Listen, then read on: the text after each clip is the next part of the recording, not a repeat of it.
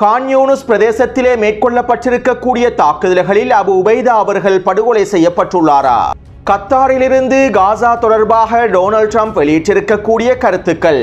ஈரானுக்கு எதிராக விதிக்கப்பட்டிருக்கக்கூடிய 3ஆம் கட்ட பொருளாதார தடைகளும் டொனால்ட் ட்ரம்பின் நிபந்தனைகளை விரைவாக நிறைவேற்றும் அடிமை ஜூலானியும், மௌனமாக இருக்கும் மத்தியஸ்தர்களும் பின்வாங்கும் ஸ்டீவ் விட்கோஃபும், கத்தாரி அடிமைகள் டொனால்ட் ட்ரம்புக்கு வழங்கிய $1 ட்ரில்லியன்.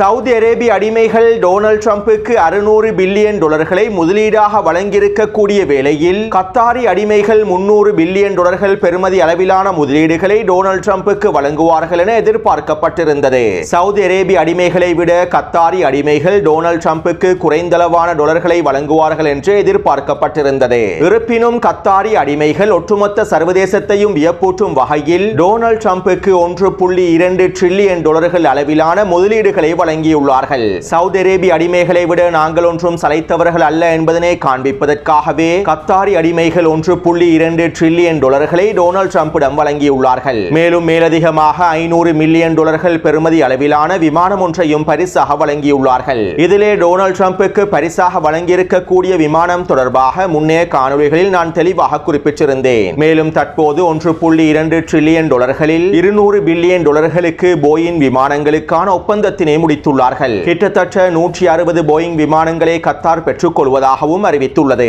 அதே போன்று $42 பில்லியன் பெறுமதி அளவிலான பாதுகாப்பு ஒப்பந்தத்தையும் மேற்கொண்டுள்ளார்கள். சவுதி அரேபிய அடிமைகளை நீங்கள் எவ்வாறு பாதுகாக்கின்றீர்களோ அதே போன்று கத்தாரையும் பாதுகாக்க வேண்டும் என்றே கத்தாரி அடிமைகளும் $42 பில்லியன் பெறுமதி அளவிலான பாதுகாப்பு ஒப்பந்தத்தையும் முடித்துள்ளார்கள். மேலும் $2 பில்லியன் பெறுமதி அளவிலான அமெரிக்காவினுடைய MQ-9 ட்ரோன்களை வாங்கியுள்ளார்கள். வாரத்திற்கு 2 என யமன் ஹவுதிகளினால் சுட்டு வீழ்த்தப்பட்ட அதே அமெரிக்காவின் MQ-9 ட்ரோன்களை தான் $2 பில்லியன் கத்தாரி அடிமைகள் வாங்கியுள்ளார்கள். மேலும் சவுதி அரேபிய அடிமைகளுக்கு வழங்கியிருக்கக்கூடிய வான் பாதுகாப்பு அமைப்புகளை போன்று கத்தாரி அடிமைகளும் அவர்களுக்கு தேவையான வான் பாதுகாப்பு அமைப்புகளையும் கொள்வனவு செய்துள்ளார்கள். அதே போன்று எரிசக்தி, வர்த்தகம் மற்றும் இன்னும் சில முக்கியமான துறைகளிலும் கத்தாரி அடிமைகள் டொனால்ட் ட்ரம்போடு ஒப்பந்தங்களை மேற்கொண்டுள்ளார்கள்.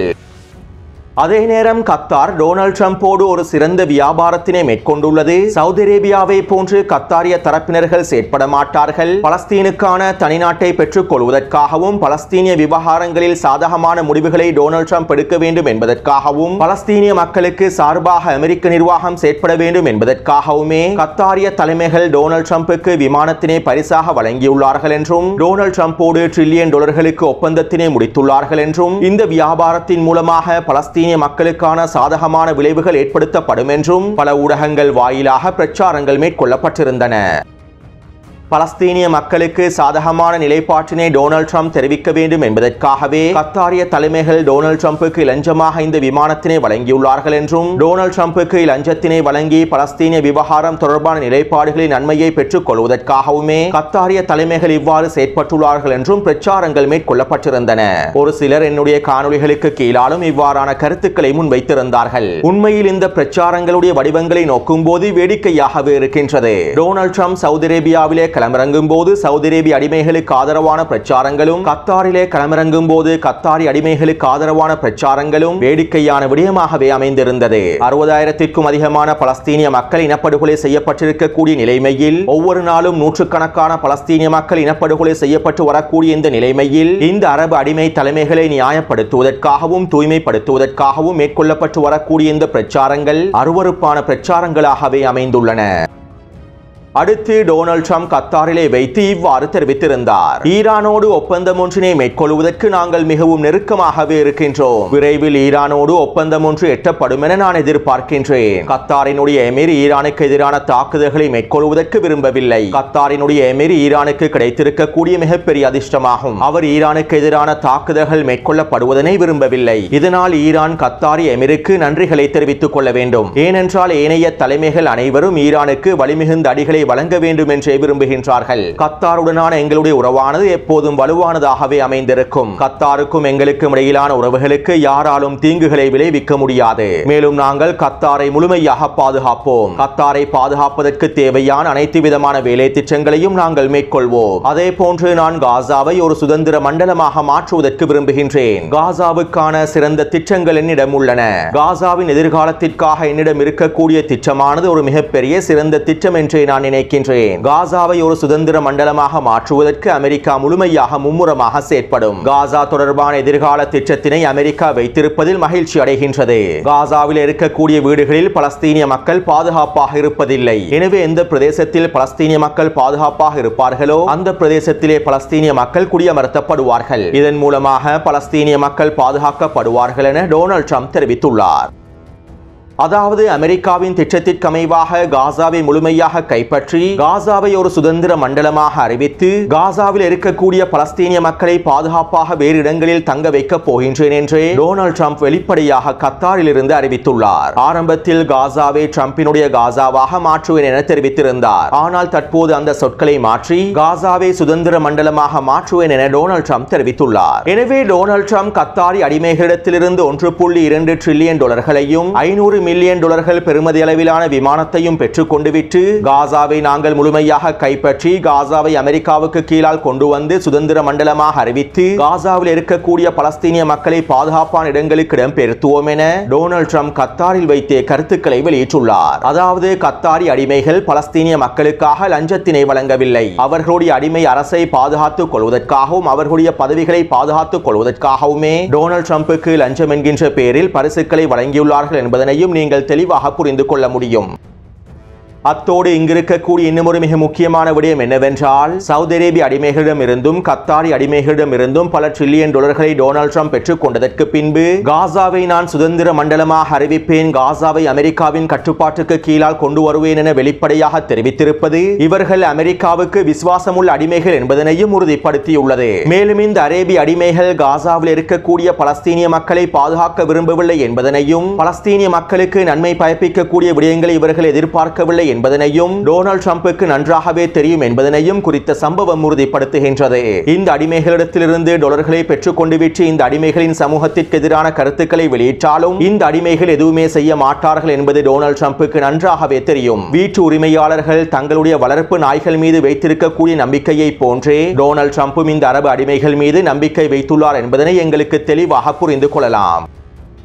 அடுத்து ஏன் கத்தாரி அமீர் ஈரானுக்கு எதிரான தாக்குதல்களை மேற்கொள்வதை விரும்பவில்லை என உங்கள் மத்தியில் சில கேள்விகள் எழுந்திருக்கலாம். அதாவது அமெரிக்காவோ இஸ்ரேலிய ஆக்கிரமிப்போ ஈரானினுடைய அணுசக்தி தளங்களை இலக்கு வைத்து தாக்குதல்களை மேற்கொண்டால் பாரசீக வளைகுடா பிரதேசத்திற்கு அருகாமையில் இருக்கக்கூடிய ஈரானின் மிக முக்கியமான அணுசக்தி தளங்களை இலக்கு வைத்து தாக்குதல்களை மேற்கொண்டால் அந்த தாக்குதலின் விளைவுகளும் பாதிப்புகளும் ஈரானுக்கு அடுத்ததாக கத்தாரையே வந்தடையும். ஈரானினுடைய அணுசக்தி தளங்கள் இலக்கு வைக்கப்பட்டால் 3 நாட்களுக்குள் கத்தாரிலே நீர் விநியோகமானது முழுமையாக முடக்கப்பட்டது. கத்தாரிலே இருக்கக்கூடியவர்களுக்கு ஒரு துளி நீரை கூட பருக முடியாத நிலைமை ஏற்பட்டுவிடும். மேலும் பாரசீக வளைகுடாவிற்கு அருகாமையில் இருக்கக்கூடிய ஈரானின் அணுசக்தி தளங்களை இலக்கு வைப்பதன் மூலமாக கத்தாருக்கும் கதிர்வீச்சு பாதிப்புகள் அதிகமாகவே ஏற்படுத்தப்படும். இதன் காரணமாகத்தான் கத்தாரினுடைய எமிர் ஈரானுக்கு எதிரான தாக்குதல்களை மேற்கொள்ள விரும்பவில்லை என்பதனையும் நாங்கள் புரிந்து கொள்ள முடியும்.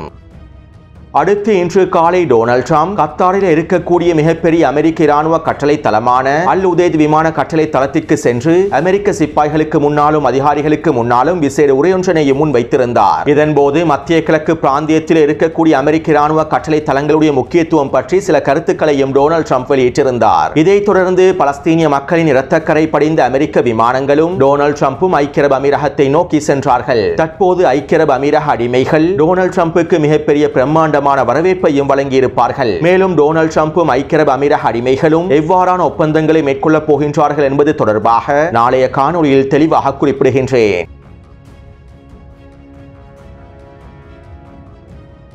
டொனால்ட் ட்ரம்ப் வழங்கிய உறுதிமொழிக்கு அமைவாக அவருடைய நிபந்தனைகளை நிறைவேற்றுவதற்கான அனைத்து விதமான உத்தரவுகளையும் சிரியாவினுடைய ஜனாதிபதி அடிமை ஜூலானி அதிரடியாக மேற்கொண்டு வருகின்றார். இதற்கமைவாக இன்றைய தினம் சிரியாவுக்குள்ளே இருக்கக்கூடிய பல பலஸ்தீனிய போராளிகள் கைது செய்யப்பட்டிருப்பதாகவும் பலஸ்தீனிய எதிர்ப்பு குழுக்களோடு சம்பந்தப்பட்டிருக்கக்கூடிய முக்கியமான புள்ளிகள் கைது செய்யப்பட்டிருப்பதாகவும் தகவல்கள் வெளியாகியுள்ளன. மேலும் சிரியாவுக்குள்ளே தலைமறைவாக இருக்கக்கூடிய பலஸ்தீனிய எதிர்ப்பு குழுக்களின் தலைமைகளையும் பலஸ்தீனிய போராளிகளையும் முழுமையாக கைது செய்வதற்கான வேலை திட்டங்களை சிரியா சிரியாவுடைய ஜனாதிபதி அடிமை ஜூலானி மேற்கொண்டு வருவதாகவும் தெரிவிக்கப்படுகின்றது. அத்தோடு அடிமை ஜூலானி இவ்வாறு தெரிவித்துள்ளார். சிரியா ஸ்திரத்தன்மையை அடைந்ததும் சிரியா வளர்ச்சி பாதையை நோக்கி நகர்ந்ததும் நாங்கள் ஆப்ரஹாம் ஒப்பந்தத்திலே முழுமையாக இணைந்து கொள்வதற்கு தயாராகவே இருக்கின்றோம் என சிரியாவுடைய ஜனாதிபதி அடிமை ஜூலானி தெரிவித்துள்ளார். எனவே நான் நேற்றைய காணொலியில் குறிப்பிட்டதை போன்று சிரியாவுக்கான முழுமையான பொருளாதார தடைகளை நீக்குவதற்கு டொனால்ட் ட்ரம்ப் எவ்வாறான நிபந்தனைகளை முன்வைத்தாரோ அந்த நிபந்தனைகள் அனைத்தையும் முழுமையாக முடிப்பதற்கான எல்லாவிதமான வேலை திட்டங்களையும் அடிமை ஜூலானி மேற்கொண்டு வருகின்றார் என்பது குறிப்பிடத்தக்க விடயமாகும். அடுத்து கடந்த ஞாயிற்றுக்கிழமை நடைபெற்ற 4ஆம் கட்ட மறைமுக பேச்சுவார்த்தைகளின் போது அமெரிக்க தூதர் ஸ்டீவ் விட்கோஃப் ஈரானினுடைய வெளியுறவுத்துறை அமைச்சருக்கு ஒரு முன்மொழி ஒன்றினை முன்வைத்துள்ளார். ஈரானுக்குள்ளே சிவில் அணுசக்தி திட்டத்தினை வைத்திருப்பது தொடர்பாகவே குறித்த முன்மொழிவு குறிப்பிடப்பட்டிருப்பதாகவும் தெரிவிக்கப்படுகின்றது. மேலும் ஸ்டீவ் விட்கோஃப் முன்வைத்திருக்கக்கூடிய புதிய முன்மொழிவை ஈரானினுடைய உச்ச தலைவருக்கும் ஜனாதிபதிக்கும் சமர்ப்பித்திருப்பதாகவும் எக்ஸியோஸ் ஊடகம் தெரிவித்துள்ளது. அடுத்து இன்றைய தினம் அமெரிக்கா ஈரானுக்கு எதிரான 3ஆம் கட்ட பொருளாதார தடைகளையும் விதித்துள்ளது. ஈரானினுடைய பாலிஸ்டிக் ஏவுகணை உற்பத்தி திறன்களோடு சம்பந்தப்பட்டிருக்கக்கூடிய அனைத்து தரப்பினர்களுக்கும் நிறுவனங்களுக்குமே அமெரிக்காவின் கருவூலத்துறையானது இந்த பொருளாதார தடைகளை விதித்துள்ளது. ஈரானினுடைய IRGC குதுஸ் படையை சேர்ந்த மிக முக்கியமான தளபதிகளுக்கும் ஈரானினுடைய மிக முக்கியமான நிறுவனங்களுக்கும் ஈரானுக்கு தேவையான மூலக்கூறுகளை வழங்கக்கூடிய சீனாவினுடைய நிறுவனங்களுக்குமே இந்த பொருளாதார தடைகள் விதிக்கப்பட்டிருப்பதாக தெரிவிக்கப்படுகின்றது. இதைத் தொடர்ந்து ஈரானினுடைய அணுசக்தி தொடர்பான பேச்சுவார்த்தைகளின் தலைவராக இருக்கக்கூடிய அலி ஷம்கானி அவர்கள் இவ்வாறு தெரிவித்துள்ளார். ஈரானுக்குள்ளே சிவில் அணுசக்தி திட்டத்தினை மேற்கொள்வதற்கு நாங்கள் தயாராகவே இருக்கின்றோம். அணு ஆயுதம் பெற முடியாத வண்ணம் யுரேனியம் செறிவூட்டலை மட்டுப்படுத்தி சிவில் அணுசக்தி திட்டத்தினை மேற்கொள்வதற்கு நாங்கள் தயாராகவே இருக்கின்றோம். ஆனால் அதற்கு அமெரிக்கா ஈரான் மீதான ஒட்டுமொத்த பொருளாதார தடைகளையும் முழுமையாக நீக்க வேண்டும். ஈரான் மீது தொடர்ச்சியாக உச்சக்கட்ட பொருளாதார தடைகளை விதிப்பதன் மூலமாக அமெரிக்க தரப்பினர் எதனையும் அடைந்து கொள்ளப் போவதில்லை என அவர் குறிப்பிட்டுள்ளார்.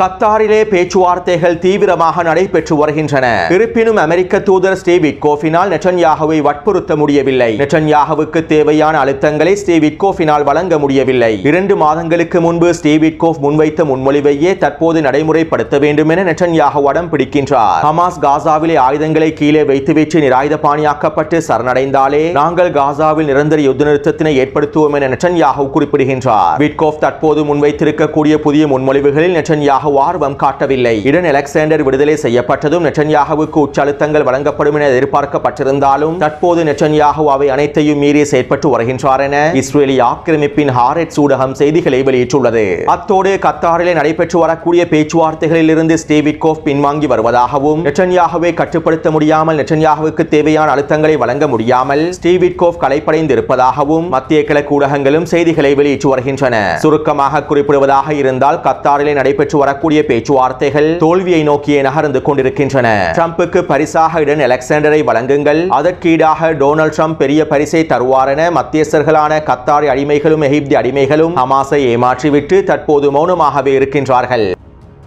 அது மட்டுமல்லாமல் நெட்டன்யாகு காசாவிற்குள்ளே உணவு விநியோகத்தினை மேற்கொள்வதற்கு அமெரிக்க திட்டத்தினை பயன்படுத்த போவதாகவும் அறிவித்துள்ளார். அமெரிக்காவானது காசா மனிதாபிமான அறக்கட்டளை என்கின்ற GHF நிறுவனத்தினை அமைத்திருந்தது. குறித்த GHF நிறுவனத்தின் மூலமாகவே காசாவுக்குள் உணவு விநியோகம் மேற்கொள்ளப்படும் என்றும் தெரிவித்திருந்தது. இவை தொடர்பாக முன்னைய காணொளிகளில் நான் தெளிவாக குறிப்பிட்டிருந்தேன். எனவே தற்போது இந்த திட்டத்திற்கு அமைவாகவே நாங்கள் காசாவிற்குள் உணவுப் பொருட்களை விநியோகம் செய்வோம் என நெட்டன்யாகு விட்கோஃபிடமும் மத்தியஸ்தர்களிடமும் அறிவித்திருப்பதாகவும் இஸ்ரேலி ஆக்கிரமிப்பு ஊடகங்கள் தெரிவித்துள்ளன. அடுத்து இஸ்ரேலி ஆக்கிரமிப்பு ராணுவம் காசாவிற்குள்ளே உச்ச வான்வழி தாக்குதல்களை மேற்கொண்டு வருகின்றது. டொனால்ட் ட்ரம்பும் கத்தாரி அடிமையும் 1.2 டிரில்லியன் ஒப்பந்தத்தினை மேற்கொள்ளும் சந்தர்ப்பத்தில் இஸ்ரேலி ஆக்கிரமிப்பு காசாவிலே 30க்கும் அதிகமான வான்வழி தாக்குதல்களை மேற்கொண்டு பலஸ்தீனிய மக்களை கொன்று குவித்திருந்தது. மேலும் இன்று காலை வடக்கு காசாவிலும் கான் யூனிஸ் பிரதேசத்திலும் மத்திய காசா பிரதேசத்திலும் 50க்கும் அதிகமான வான்வழி தாக்குதல்களை இஸ்ரேலி ஆக்கிரமிப்பு மேற்கொண்டிருந்தது. இந்த வான்வழி தாக்குதல்களினால் இன்று காலையிலிருந்து மாத்திரம் 130க்கும் அதிகமான பலஸ்தீனிய மக்கள் இனப்படுகொலை செய்யப்பட்டுள்ளார்கள். மேலும் 200க்கும் அதிகமான பலஸ்தீனிய மக்கள் படுகாயங்களுக்குள்ளாக்கப்பட்டுள்ளார்கள்.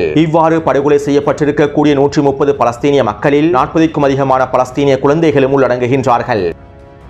அடுத்து கான் யூனிஸ் பிரதேசத்தில் இருக்கக்கூடிய யூரோப்பியன் வைத்தியசாலை இலக்கு வைத்து மேற்கொண்ட தாக்குதல்களில் அபு உபைதா அவர்கள் படுகொலை செய்யப்பட்டு விட்டதாகவும் முகமது சின்வருக்கு பதிலாக அபு உபைதா அவர்களே குறித்த சுரங்கப்பாதை கட்டளை தளத்தில் இருந்திருப்பதாகவும் இஸ்ரேலி ஆக்கிரமிப்பு ராணுவம் அறிவித்திருந்தது. மேலும் அபு உபைதா அவர்கள் படுகொலை செய்யப்பட்டு விட்டார் என நேற்றிரவிலிருந்து இஸ்ரேலி ஆக்கிரமிப்பு ஊடகங்கள் பிரச்சாரங்களை மேற்கொண்டிருந்தன. மேலும் இஸ்ரேலி ஆக்கிரமிப்பு ஊடகங்களினால் இந்த செய்திகள் வெளியிடப்பட்டு 2 மணித்தியாலங்களுக்குள் அபு உபைதா அவர்கள் அறிக்கை ஒன்றினை வெளியிட்டிருந்தார். வெஸ்ட் பேங்க் பிரதேசத்திலே பலஸ்தீனிய போராளிகள் தாக்குதல்கள் மேற்கொண்ட தாக்குதல் தொடர்பான அறிக்கையாகவே இந்த அறிக்கை அமைந்திருந்தது. எனவே குறித்த பிரதேசத்திலே அபு உபைதா அவர்கள் படுகொலை செய்யப்படவில்லை என்பதும் முகமது சின்வர் படுகொலை செய்யப்படவில்லை என்பதும் உறுதி செய்யப்பட்டிருப்பதாக இஸ்ரேலிய ஆக்கிரமிப்பின் ஹாரெட்ஸ் ஊடகமே தெரிவித்துள்ளது. அத்தோடு பலஸ்தீனிய போராளிகள் வீரியமான தாக்குதல்களை மேற்கொண்டு வருகின்றார்கள். கடந்த 48 மணித்தியாலங்களுக்குள் வடக்கு காசாவின் சுஜையா கிழக்கு பிரதேசத்திலும் பைட்டனூன் கிழக்கு பிரதேசத்திலும் பலஸ்தீனிய போராளிகள் 5க்கும் அதிகமான தாக்குதல்களை மேற்கொண்டிருப்பதாக தெரிவிக்கப்படுகின்றது. குறித்த பகுதிகளில் இருக்கக்கூடிய வீடுகளில் பதுங்கியிருக்கக்கூடிய இஸ்ரேலிய ஆக்கிரமிப்பு சிப்பாய்கள் இலக்கு வைத்தும் சுரங்கப்பாதைகளுக்கு அருகாமையில் இருக்கக்கூடிய சிப்பாய்களை குறிவைத்துமே இந்த தாக்குதல்கள் மேற்கொள்ளப்பட்டிருப்பதாகவும் இந்த தாக்குதல்களிலே 15க்கும் அதிகமான சிப்பாய்கள் மொத்தமாக அளிக்கப்பட்டிருப்பதாகவும் தெரிவிக்கப்படுகின்றது. அதேபோன்று ரஃபாவின் சனூர் பிரதேசத்திலும் பலஸ்தீனிய போராளிகள் மோட்டார் குண்டு தாக்குதல்களை மேற்கொண்டுள்ளார்கள். மேலும் குறித்த பிரதேசத்திலே பொறியியல் துறை படையொன்றினை இலக்கு வைத்து யாசின் ஏவுகணை தாக்குதல்களையும் டிபிஜி ஏவுகணை தாக்குதல்களையும் மேற்கொண்டிருப்பதாகவும் தெரிவிக்கப்படுகின்றது. எனவே கடந்த 48 மணித்தியாலங்களுக்குள் கிடைக்கப்பட்டிருக்கக்கூடிய தகவல்களுக்கு அமைவாக காசாவின் களத்திலே 25க்கும் அதிகமான சிப்பாய்கள் அளிக்கப்பட்டுள்ளார்கள். எனவே இந்த காணொளி தொடர்பான கருத்துக்களை பதிவிடுங்கள். தொடர்ந்து என்னுடன் இணைந்திருங்கள். நன்றி, வணக்கம்.